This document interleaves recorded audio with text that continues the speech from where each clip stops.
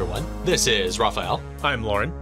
We're the Pacheco siblings, and welcome to the Hypercube podcast, a talk show in which two siblings converse about anything and everything. How you doing? I'm doing all right. First episode. This is kind of scary. It's real scary. There's a microphone in front of me. Yeah, I guess that's the thing, is we've been doing this kind of our whole lives. The only thing that changes, or is supposed to change here, is we hit record and maybe formalize the format a bit.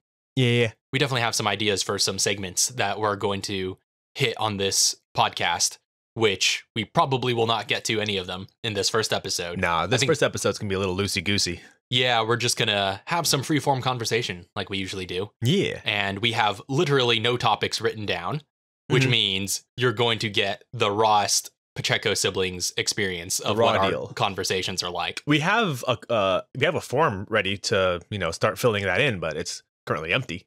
Oh yeah, absolutely. It's great. It's like a new start. Tabula rasa or something. Cold open. One or the other. So, yeah, how we doing? Pretty good. Okay. I guess that's the way to start it. For context, we are recording this in January of 2022, which is definitely that's not going to be anywhere near when this is going to premiere. Yeah. So if we say anything timely, just understand it was late January of 2022. Right. And we will definitely be speaking of our time if we talk about anything timely. Year 2 of the pandemic. Yeah, back in the day of year 2 of the pandemic. That was just before World War III started. Oh, that was something you were going to talk about? I did want to talk about Ukraine a little bit, but I feel like that might be a little heavy for a first episode topic. Well, and like viewers, listeners, like that's what you're going to be getting into. It's like, all right, first episode, Ukraine, Russia. What's going on there? I mean, well, here's the thing. We got to kind of decide our boundaries here as well. Yeah. Because I know, like with some conversational podcasts, for example, the RT podcast was one I used to listen to a lot. They love that podcast. Tend to stray away from politics, just as a general policy, because, what good could come out of that if it's not the sole focus of your podcast? So the thing is, with us, again, our conversations that we have casually tend to range the entire spectrum of subjects. And we talk about controversial stuff sometimes, and we talk about politics a whole lot. And I am openly controversial. I think we are both fairly controversial in our own rights, perhaps for oftentimes entirely opposing reasons, which is what makes them interesting conversations. But yeah, I think we definitely want to aspire to essentially not censor ourselves for this podcast and just try and replicate the experience of us talking casually. And if we think anything is not something for public consumption, we could always cut it later before it goes to broadcast. I like, speaking of the RT podcast, just something that they have in general. That Rooster Teeth company policy. Yeah, that company policy is like if you're in something, you have your right to veto your segment if you're like, I don't feel comfortable putting that out. Obviously, anything we create that we're in, we can just say probably shouldn't put that out there in the public. At least maybe. However, then it comes to the problem of we are the co-founders of this company, a company that we hope to make larger. There is a lot of stuff that you can say in these kinds of talks. Maybe not necessarily when the people who are talking are the founders, but it's like, the views don't necessarily represent the views of the corporation. But they kind of do because we made it. But they don't necessarily have to, do they? That's the question. We can say that, but like, how true is it going to be? That's fair. Because we can say, technically speaking, our views as individuals are different from our views, different from the views of the company that we run. We can say that, and that can be true. However, you're also in pretty high leadership. It doesn't really also like some of the few people that are working full time, not even full time at this. Yeah. So we're the most committed members currently. So yeah, I suppose that's a bit of an issue. But now that we've given you every reason to tune out, I suppose we best actually talk about some actual things instead of talking about the thing. I like talking about the thing. Yeah, this is a bit of a meta start to this whole show. which Episode I 1. suppose is pretty par for the course. I think all of our conversations get a little meta eventually, Yeah. so might as well hit the ground running. Yeah, like metacognition, meta podcast. We could have called this the Metacognitive Podcast instead of the Hypercube. That would be equally pretentious. I think one of those is way more pretentious than the other. I'm really not sure which one it is. One of them is, though. I mean, how many people even know what a hypercube is? That is a fair question. Do you know what a hypercube is, Raph? It's a tesseract. But what is a tesseract, Raph? That's just another word for hypercube. It's the fourth-dimensional object that is in 3 dimensions a cube and in 2 dimensions a square.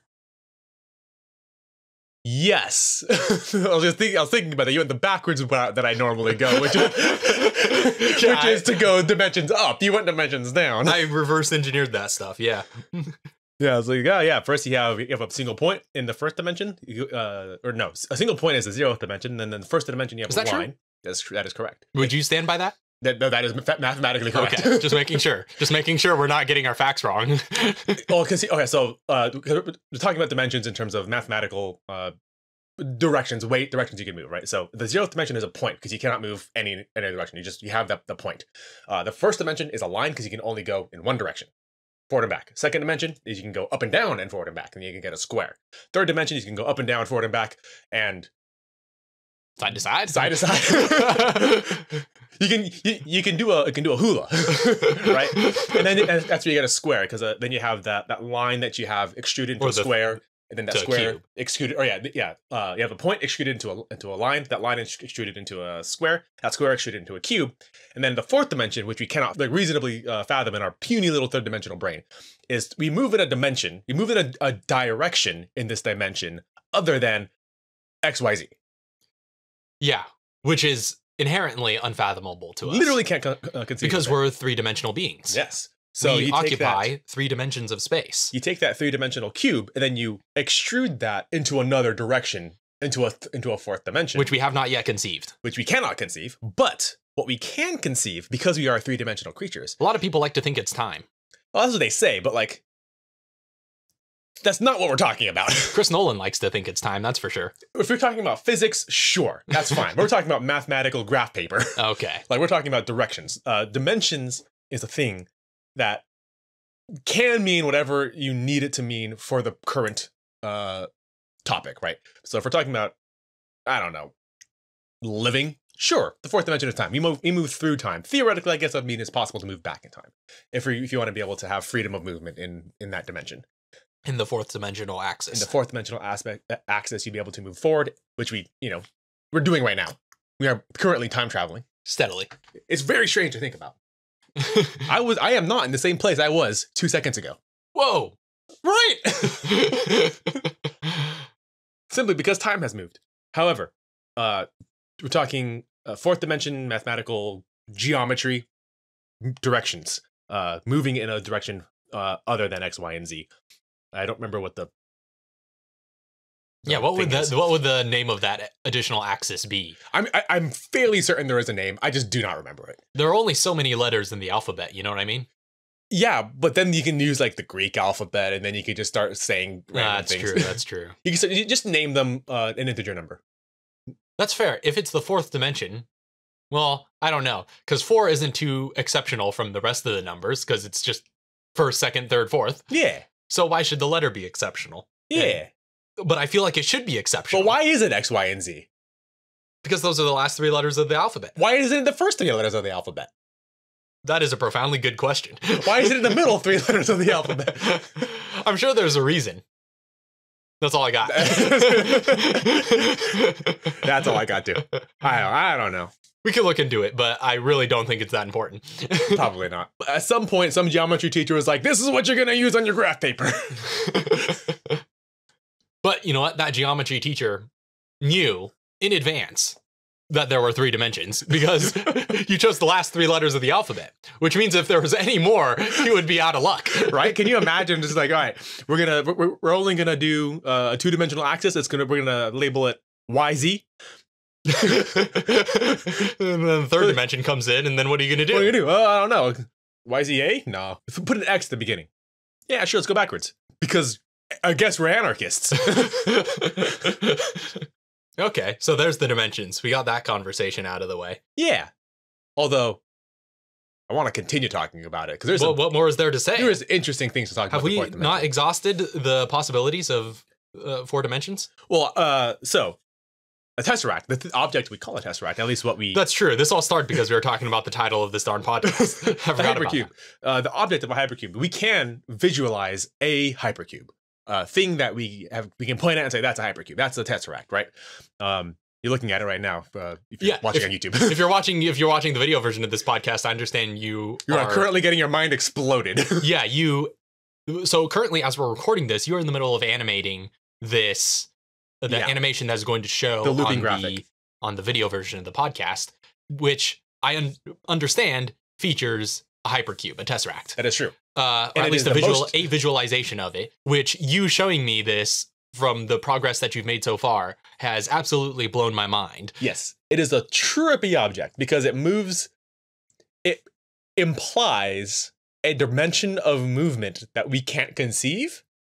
So it's like we know how things move in 3 dimensions. And so what I was getting to is a tesseract is the 3-dimensional shadow of a 4th dimensional object. So a shadow of an object is just how that thing is projected onto the dimension lower, right? So we have 2-dimensional shadows. Right, because we're 3-dimensional beings. 3-dimensional beings. So a 1-dimensional shadow of a 2-dimensional square is a line. A 2-dimensional shadow of a 3-dimensional cube is a square. A 3-dimensional shadow of a 4th dimensional cube, or hypercube, is the tesseract, the thing that you're looking at now. A 3-dimensional shadow, it moves in 1 dimension less than what it is capable of. However, it implies movement in a 4th dimension. It's some trippy stuff. It is some trippy stuff. It's some trippy stuff. I don't even want to think about it, but I'm being forced to. Yeah. And like the reason it looks so funky is because in the same way that you can have a shadow, like if you just take your arms and cross them in 3 dimensions, the shadow just looks like an X, but we know there is space between them, right? There's depth. There's depth. But we completely lose all that information in this 2-dimensional shadow that we create. In the same way, in the 4th dimensions, there is movement and dimension, there is depth that is implied that we just don't get any of that information. It's completely lost on us, but we can see the shadow of it. And so it looks like there's something happening, but it just doesn't make any sense, at least in to our sensibilities. Yeah, for sure. Yeah, it's pretty trippy. It's I think we've talked about this before, but like this is the kind of stuff that would blow Lovecraft's mind. If Lovecraft knew about the hypercube, he would have a field day. Yeah, because we already seen what he did with Euclidean geometry. Non-Euclidean geometry? No, non-Euclidean geometry, yeah. That's what it was. And which apparently was not an accurate usage of that term. No. Well, I mean, it's accurate in the same way that saying like, what is something also wrong but also right? That could describe many things. Yeah. But like, he is technically correct in that it is non-Euclidean geometry, in that basically everything else also is. Yeah. Everything else on Earth, at least. Yes. We exist on the surface of a sphere. Some would argue otherwise. But what a time to be alive. It's weird stuff. People have flown around this thing, and people are like, "Nah, you didn't do that." Like, can you conceive of being the first person to circumnavigate the planet, right? And then somebody come up to you and say, "You did not just do that thing you just did," because my beliefs say you're not even allowed to. Yeah. That'd be pretty trippy. Like, I mean, they'd be like, you really just flew in a circle. Yeah. But like a different kind of circle, not the circle you think you flew in, a circle involving turns, I guess. Right. I don't know. If you shined a laser on, I don't know, one of these disk worlds, these theoretical disk worlds, how does that work? Right? Like, let's say, okay, you have a disk world, perfectly flat. All right. Big freaking behemoth of a laser. Mm-hmm. You fire it. Light goes in a straight line. We all know this. Mm-hmm. I would hope.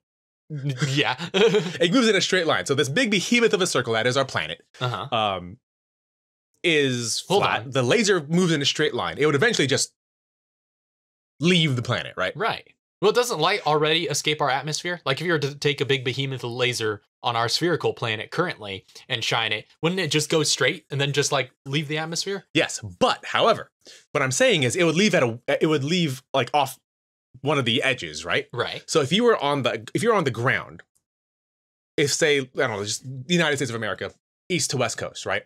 That laser would curve off to the side to our perception because of how the ball has been like flattened.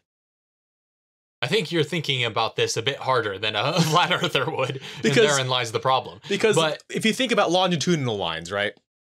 The longitudinal lines, the ones that are, I don't know, horizontal on our planet, roughly according to the axis of spin, kind of along those directions. If you shined a light, if you shined a laser along one of those longitudinal lines, on Earth, it would stay parallel to the line in terms of like how straight it would go. It would just leave the atmosphere, because it's it would eventually leave the atmosphere. But if the Earth was flat, it would stay parallel to the ground, and then leave at an angle. Because the longitudinal lines on a circle aren't all parallel. But that's assuming that it all works exactly the same way that longitudinal lines are supposed to. So, like I said, I think you're thinking about this a little bit too hard given the subject matter. I mean, the fact that we would allegedly live on a flat spherical, or not spherical, circular disc and not have photographic evidence of the edge is as far-fetched an idea as we could already allow. So this is just, it's too much, or I should say it's too little to comprehend. What I'm trying to conceive of is how that would look rendered out in a 3D program. Jake just walked in. Oh, hey, doggy. And he left again. Okay, he walked in, walked right out. Shook a bit in the microphone. Yeah, he just walked in, shook his like, oh, hey, you guys doing a podcast? Okay, I don't want to comprehend flat Earths anymore. Let's. What else have we got to talk about? I'm trying to think of stuff that aren't like world ending. I'm trying to think of stuff that aren't spoiler territory, because it Ooh, that feels is true. like the things that we would talk about most involving our work are things that we can't talk about yet. Oh, that's true. Involving our work. Yeah. We can talk about other people's works. That's true. What movies have we seen lately? We missed last movie night. We did. Well, I guess obviously Encanto has been a lot of talk, but I feel like we beat that one to death in our own personal conversations, which none of which we have had on these podcasts. I would love to continue talking about Encanto. Oh my goodness. Well, here's the thing. What were some of our favorite movies of last year? 2022 has just begun. That's true. We can do and like we can do a little bit of 2021. retrospect. Yeah. Well, honestly, I was very surprised by how much I enjoyed Tick, Tick, Boom. Oh my gosh. I think that one was pretty up there last year for me, because that is the kind of meta artistic story that I really enjoy. Obviously, we were talking about how with Lin-Manuel Miranda, this is obviously a little bit more niche. It's an adaptation of a monologue. Yeah. Musical about and by Jonathan Larson, and about the very specific subject matter of the artist's lifestyle. Yeah, just living a creative life. That's super niche. Definitely not going to be something that is going to be immediately commercially successful as some of Lin-Manuel's other works. Yeah. But something that has a really targeted appeal to those who would enjoy it, right? Yeah. Which would be like people like us. Yeah. And especially the theater nerd crowd. Especially the theater nerd crowd. Yeah, because it deals with that subject. Yeah. But they translate. don't get too many movies. They really don't. Yeah. But it could translate to any other art form. And that's what I love about it. Right? Because like, even just being a writer, well, obviously even focuses a little bit on writing in there because he was a musical theater writer. A composer. Yeah. And yeah, there was just so much of that you can extrapolate into the artist's lifestyle, into living a creative lifestyle generally. Yeah. And it was just a really profound and emotionally resonant piece for me. I thought that was really awesome. Remember, there's a channel that I've been watching because I've been getting into musical theater in general. Yeah, I feel like we both have been on a little bit of a musical theater kick, which is something that like we've never been into at literally any other point in our lives. Like suddenly we're just like, this musical theater thing is actually kind of cool. I think there might be something to it. You know what? They might be onto something. Well, that's because it's got a lot of good ambassadors nowadays, too. Yeah. Right? I feel like we're getting to that point where we can see a little bit of a popular resurgence of it. Kind of like what happened with tabletop role-playing games a few years ago, right? Within this past decade, the tabletop RPG hobby has seen a massive resurgence, primarily because it found the right ambassadors, I feel, right? I mean, obviously, it helped that D&D 5th edition came along. Yeah. From Wizards of the Coast. But coinciding with that was Stranger Things, was the rise of Critical Role, things of that nature, where you found, the brand found the right communicators to show the world how awesome that hobby was at the time where technology was developing to meet that demand. Yeah. And people would be discovering how awesome it is in a very accessible way that could essentially go on indefinitely in the form of actual play content. And so there would be an abundance of content and an abundance of demand simultaneously. And now we're kind of seeing the fruits of what that has led to, right? Critical Role is now, as of this recording, about to drop the first few episodes. In fact, just today, dropped the first 3 episodes of The Legend of Vox Machina, their animated series adapted from their first campaign. And that shattered Kickstarter records. Yeah. It was the highest grossing crowdfunding project for film and TV on Kickstarter in its entire history. That's a pretty big deal. That's a massive amount of brand power that they've developed. It doesn't matter who you are. That's like, those are some numbers that everybody has to look at. Oh yeah, exactly. The entire industry has to respond to it. So yeah, that's how big though that the hobby has gotten.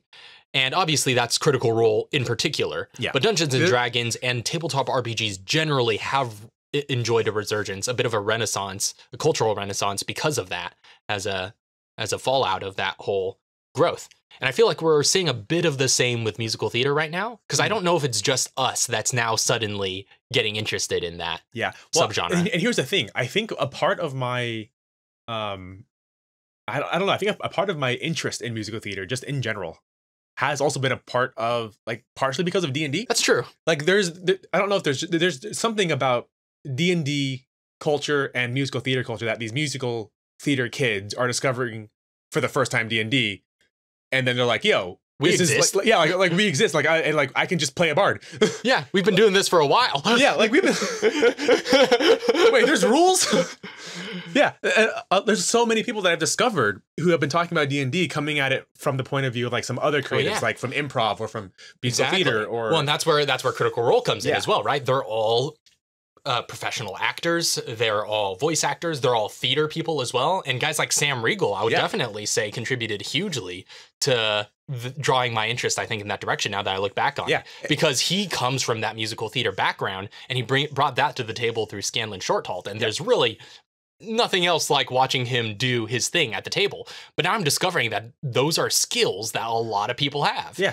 So it's fascinating. It's a whole new world to me. But yeah, we've sort of been getting into that. And I guess it is a bit of a logical leap because it's the perfect crossing.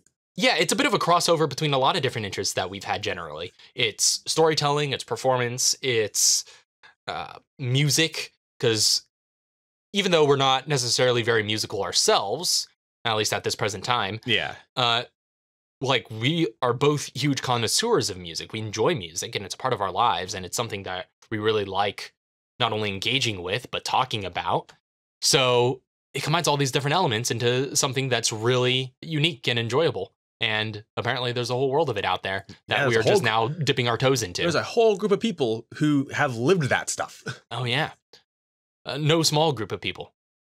So anyway, what were you saying? You said you've been getting into that lately. Were you going to talk about something in particular? I was talking about something specific. We were talking about movies that we enjoyed this last year. No, that's what I was talking about. Yeah, we were talking about Tick, Tick, Boom. Yeah. One of the musical theater channels that I follow, Waiting in the Wings, did a review of the movie, and it was just like, he did his official, like, this is the Tick, Tick, Boom official, review where I have a script and I talk about it. But before he did that, he just turned the camera on and was just like, I need to talk about this film. And like, I just need to vent and just say, just raw what that felt like watching it as a theater kid.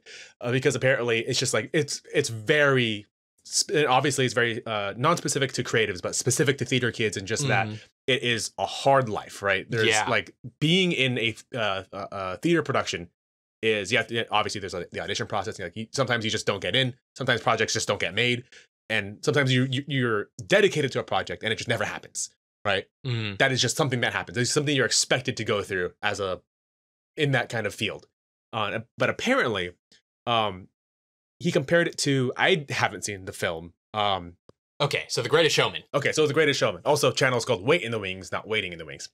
Gotcha. So good clarification. Quick clarification.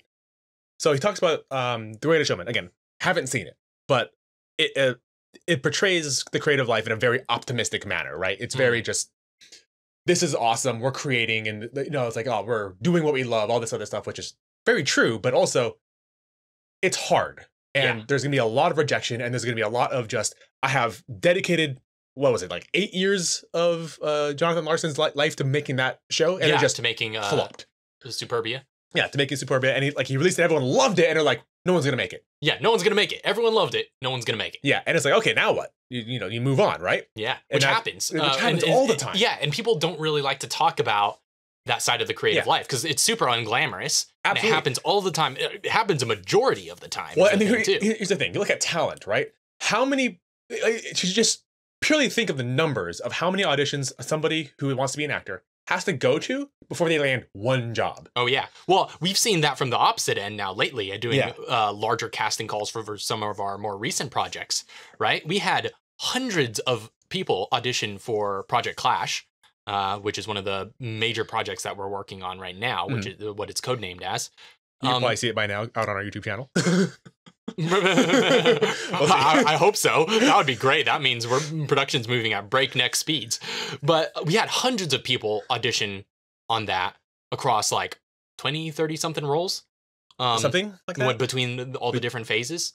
So for Project Clash, we had hundreds of auditions between over 35 roles, right? Somewhere between 35 and 40 roles. Yeah. So that's a lot of people that we just had to say no to. Yeah, that we had to say no to. Only one person can go to each role. Sometimes one person to multiple roles, which means there's even fewer people that are making it through. So that's the thing that we see from the other end is there are so many people that are trying, and there are only so many people that we can give positions to. It's literally not even that they're failing. It's just there's no room. Exactly. Yeah, exactly. Because there's so many of those auditions. I mean, obviously, a lot of them, we would say we have rejected, but many of them is just like, there's nothing bad about your audition. We just have to pick the one that's best because we just got so many good ones. Yeah, it's like if there's 5 of you who are competing for this one role, and all of you are equally good, like even if they all turned in the exact same performance, 4 of those people just they don't get picked. They don't get a job. Yeah, they don't get paid. Yeah, that's the unglamorous part people don't like to talk about the creative industry. And especially, in Hollywood, you have like the blacklist, not the old Hollywood blacklist of writers that couldn't make movies, but that weren't allowed to make movies, I should say. Weren't allowed to put their name on the movie is what I ended up being. It is in practice what it was. But the blacklist as it exists now is the nickname for a list of unproduced screenplays that are highly favored by producers in the industry. It's the exact same thing, essentially, that Jonathan Larson went through with Superbia, and because it's the exact same thing that happens in all creative industries. There are a lot of things, a lot of projects that people are looking at that have a lot of promise. Everybody loves them. Nobody's going to produce them. It happens. And that's just something we live with.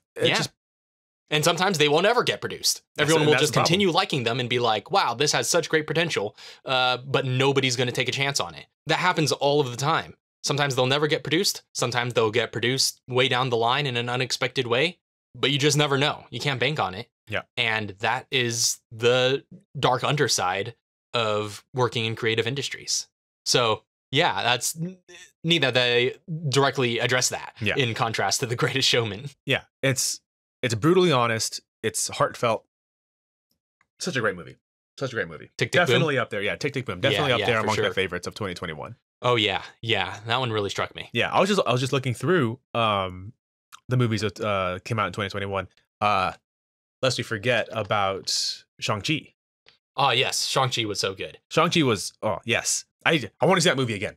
I want loved to see it. that movie again. I loved it. Yeah, we definitely need to see it again. Well, obviously that Not only just because it's fantastic action, but also tells a good story, which is, you know, kind of unheard of in Hollywood. yeah, it's Both of those things. both of those things, or both of those things in unison. Both of those things in unison, but mostly, I guess they do tell some good stories, but great like Hong Kong style. Oh yeah, action design, brilliant. And martial arts, like that's almost unheard of. Yeah, I was gonna say that's obviously way up our alley because just it's Marvel, it's action, and it's great storytelling. It's just so many things put together, and yeah, I absolutely love that. That was honestly. I had high hopes and high expectations for it, and it somehow managed to exceed them. Oh, absolutely. Because I was just expecting it to be good. Yeah, I wasn't expecting to like it. I would have been satisfied with it being just base minimum good. It's just like that's all it needed to be. But no, they really went above and beyond, and I love what they went through to cast and hire the right cast and crew. Yeah. For this project, right? Because everyone likes to talk about Andy Lee being in there from Martial Club.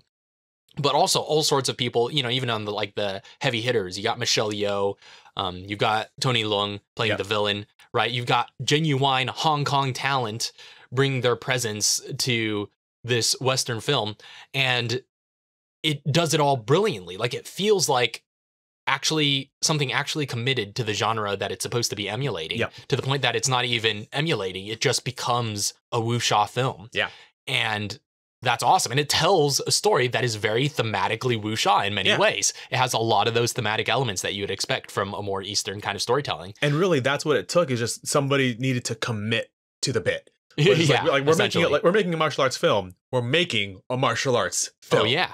And then you bring in, obviously, it was one of the last films that Brad Allen worked on before he tragically passed away. Yeah, of the Jackie Chan stunt team. Brilliant martial artist in his own right, but also brilliant second unit director and stunt coordinator for a huge chunk of his career after he was done with the Jackie Chan stunt team. And one of the few Westerners to even be in that team. Well, I say Westerner, Australian. So we technically, for some reason, Australia is kind of lumped in with the Western world. Well, because it is the Western world. They just like took a chunk off of it and just moved it. It's not geographically Western, but it is certainly culturally. It's a Western culture. They just like got planted in this freaking arid soil of the desert and of a desert island. Yeah, but yeah, they obviously brought in Brad Allen. Yep. They brought in. But if I remember correctly, he was the first. I think the way that it's worded is he's the first non-Chinese actor to be in the Jackie Chan stunt team. Yes. Officially. Yes. Officially. Of course. Because a lot of people, he worked with a lot of people, but he was the first official member of the Jackie Chan stunt team. Yeah. And also Christopher Cohen of YouTube fame for Riven X3i. They did a lot of like anime adaptation videos back in the day. Dope stuff. That went super viral. Yeah. Still making dope anime. Yeah, they did that My Hero Academia more recently. That was a bit of a return to form. Yeah. But I remember that went viral. They were responsible for like a lot of those old like live action Naruto videos from like way back in the like mid to late 2000s.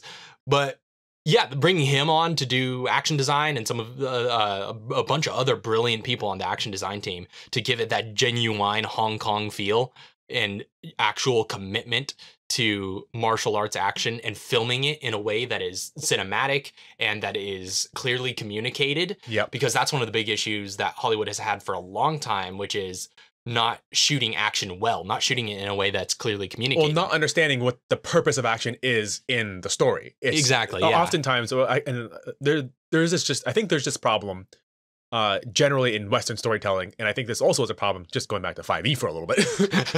Oh boy, D&D. D&D. Same thing, same problems as Hollywood. Exact same problems. No, but suddenly fighting becomes separate from the story. It's like, okay, and this is the point where they fight. And now they fight. And now they fight. It's like, well, there is a reason they're fighting. There has to be a narrative dialogue that's happening between these, or not necessarily these two, but whoever the combatants are. They're saying something by fighting. So you have to communicate to the audience, what do these people want? What are they trying to communicate with the other person that they're fighting against? they're trying to get something, right? It's not just I'm punching you because I felt like it. Otherwise, that'd be a very boring movie. Not necessarily. That's what John Wick is, and that's awesome. But John Wick is just a demonstration. That's like we know what we're going in for. Yeah. But fighting is usually it's a dialogue. It's two people want something and they cannot both be they cannot both have it at the same time. So then it's conflict. They have to butt heads, sometimes literally. And when that happens, you have to communicate to the audience why they're fighting. Otherwise, it's just two people hitting each other for like 15 minutes, and that's not necessarily the best experience. Yeah. And I feel like just talking about the cinematics of it, though, right? And the way you shoot a fight scene.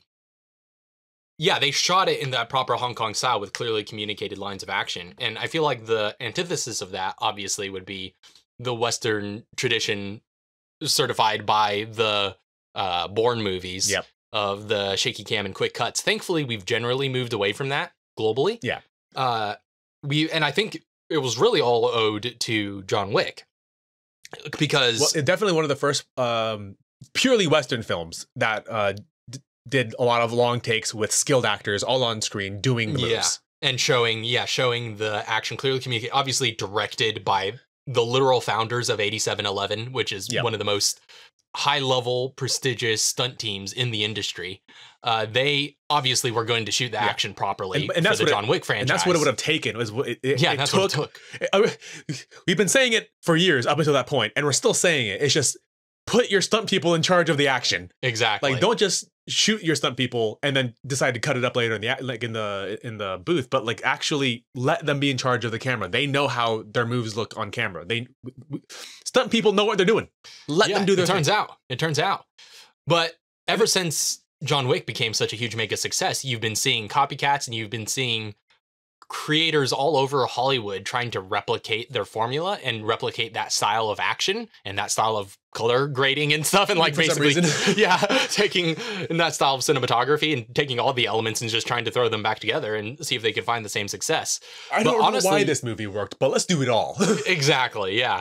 But thankfully, one of the things that was taken away is its approach and style of action, which is a whole lot more preferable. I'd rather see that get knocked off poorly than see more Bourne movies getting knocked off more Taken 5 or whatever that was. Oh yeah, like the Taken movies get ridiculous. I didn't even watch any of the Taken movies after the first one. But from what clips I have seen, like the cutting of the action gets just ridiculous, super over the top. It's so.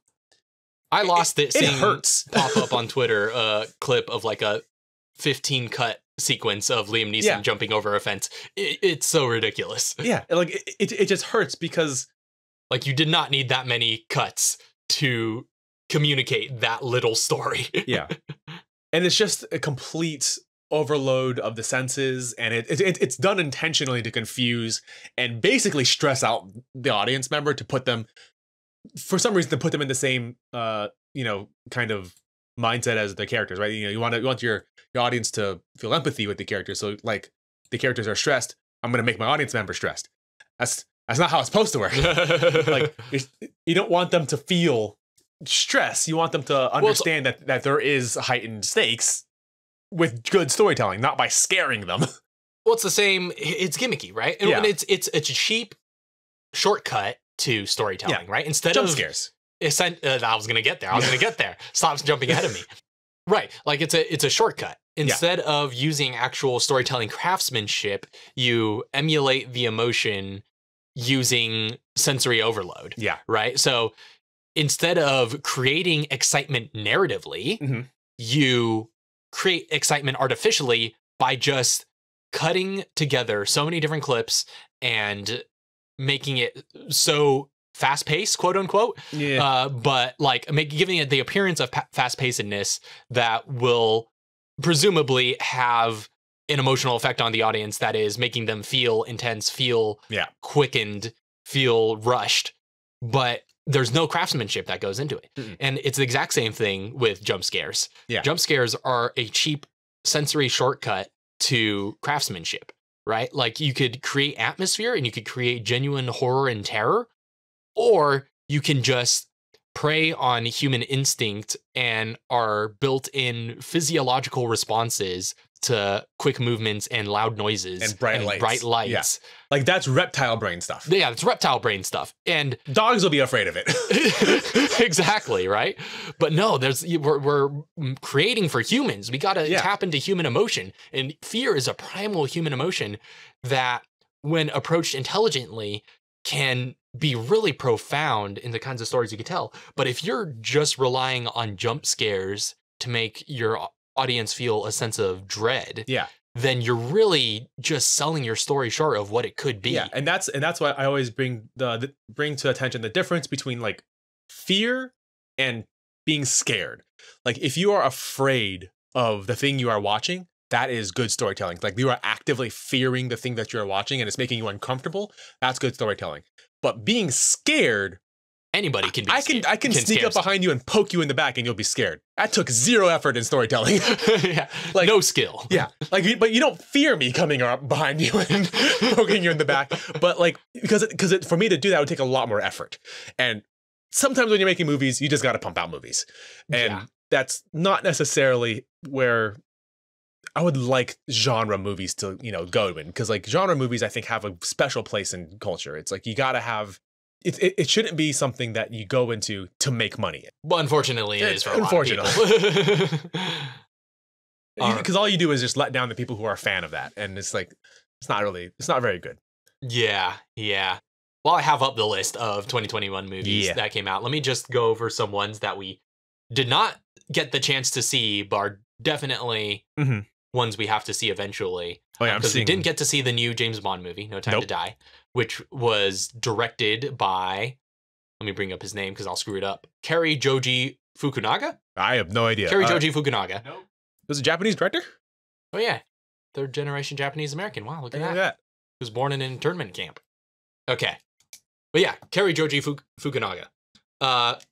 He directed Beasts of No Nation, and he was mostly known before that for doing, I think, a few episodes of True Detective, which I still haven't seen. Yeah, we have to see that. I'm pretty sure he directed that oneer that is the one that everyone talks about that show. Yeah, don't quote me on that though, but I'm fairly certain. So yeah, he directed the latest James Bond movie, and apparently it's Daniel Craig's official last outing before he dies of old age. We mean before they kill him? Yeah, before they kill him from having to do more James Bond movies that he's been trying to get out of for forever. So yeah, we still haven't seen that. We didn't see Free Guy. Did not see Dune, although I do need to finish the book first. Yes, because I'm in the middle of it, but definitely going to see that eventually, because Denis Villeneuve is just a master, and I'm really dedicated to watching pretty much anything he does. Yeah, didn't see Free Guy, didn't see Ghostbusters Afterlife, or The Green Knight, or any of those. Spider-Man No Way Home just came out. That's true. Recently. That's true. We probably shouldn't announce that we haven't seen that. Actually, no, this will come out months later. Hopefully by now. We'll have seen it by then. We will have seen it. We just haven't had time. Yeah, it's been tough. We've been super busy. So these are a whole lot of awesome stuff that plenty of people have already seen that we have fallen behind on, but definitely we'll have to see eventually. Yeah, don't add us. Oh yeah, Mr. Nobody, or just Nobody as the title of it. I did want to see that one. That was the one with Bob Odenkirk playing the action hero. Yes. Yeah. So I love that premise, and I love Bob Odenkirk. Yeah. Just generally speaking, I think he's a very great, unlikely action hero. Yeah. And so I remember watching. I think there was a featurette style thing in front of one of my videos. I usually don't watch trailers, but I was really curious. So I just wanted to see what it would look like. There was I think the bus sequence where he just beats a bunch of people. Oh yeah. I went and watched that. I was like, man.